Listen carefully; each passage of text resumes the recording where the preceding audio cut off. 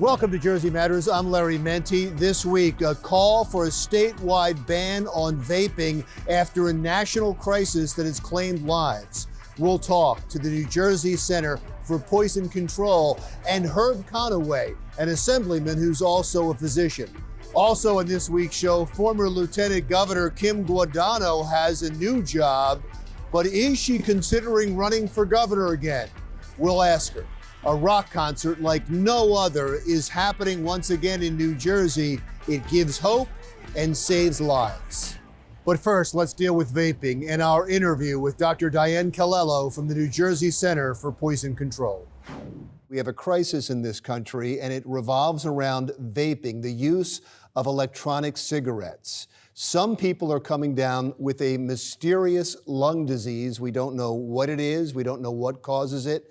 But certain legislators, both in New Jersey and across the country, even the president, are saying we need to do something about this.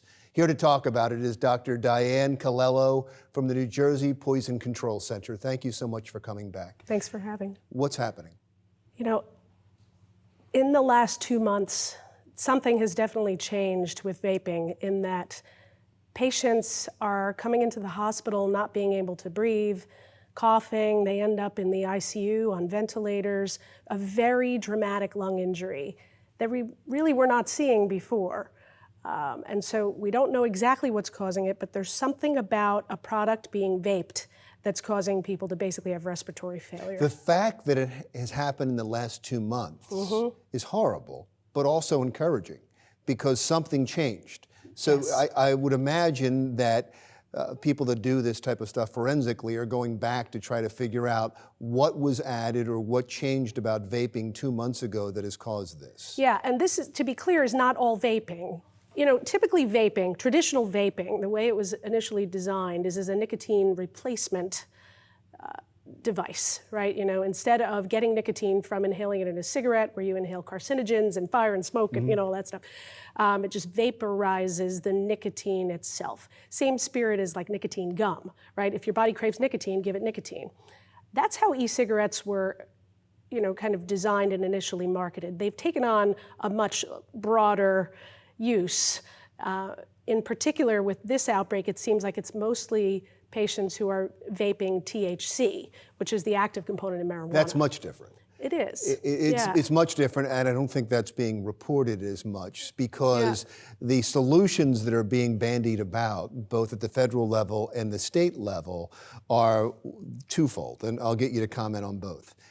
First is to get rid of all flavored e-cigarettes. But I think the concern there is that it attracts young people. That wouldn't deal with this problem at all. That doesn't deal with this problem, no. We have a very serious outbreak going on right now that does not have to do with flavoring. And as I said, it's not the kind of large production nicotine-y liquids that people have been buying for years. There's something new about a product that people are vaping that is basically entering their lungs and causing an overwhelming lung injury, and that's news. The things that are being talked about, like banning flavors, have more to do with who are the flavors targeted, you know, towards. Right, kids.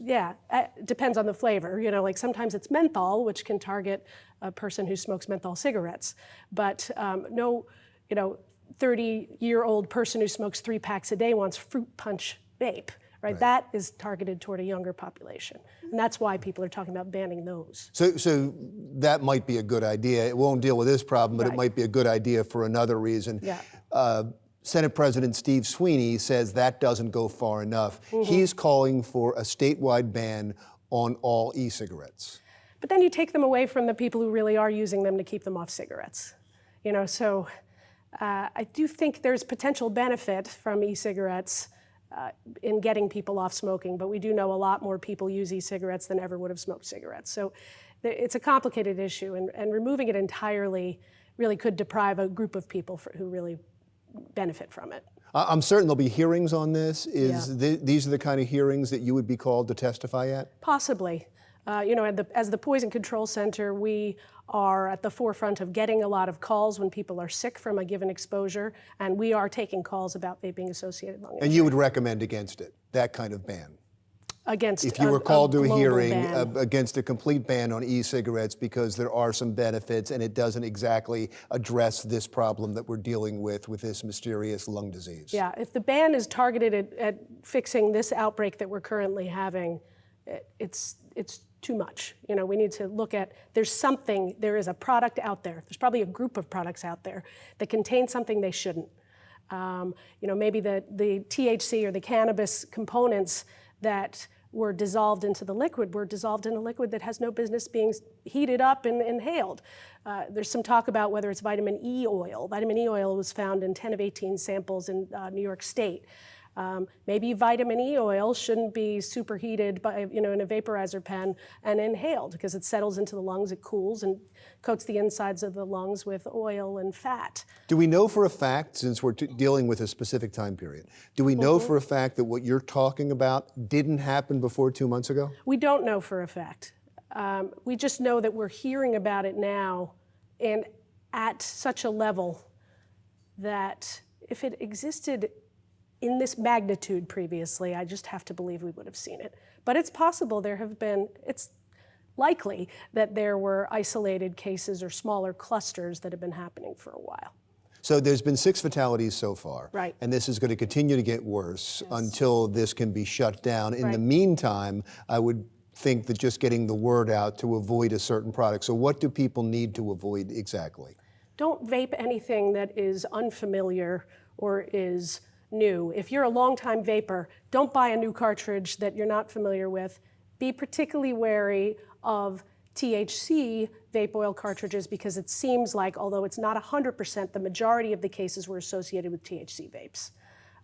And just, I think that as much as is possible for people to not use that product until we figure out exactly what's causing this devastating lung injury, that's in their best interest. But to be clear, when you say this product, you mean that specific product. You think vaping would be okay as long as you don't take specifically what you're talking about when it comes to THC? Yeah, vaping in the general sense is not causing a sudden onset severe lung injury. Whether it's quote unquote good or benign long term is another debate that I don't think is totally settled. You know, it's good, you vape nicotine instead of inhaling it in a cigarette. That means you don't take in tar and a variety of carcinogens. But what's in vape liquid is not water. There are other things in vape liquid that, you know, the tobacco scientists need to look at and, you know, they are evaluating what the effects of just standard e-liquid Right, but nothing to do with this current crisis. Right, no. There's stuff in e-liquid that may not be totally great for you, but something is happening now that's different than that is, you know, a new product. Well, wonderful. Thank you so much for that information. I really appreciate it. I think it's important. Dr. Diane Calello, New Jersey Poison Control Center. We will continue with this topic when we come back. Dr. Herb Conaway, who is also a legislator, is coming to talk about the vaping crisis and if there is a legislative solution. That's when Jersey Matters continues right after this.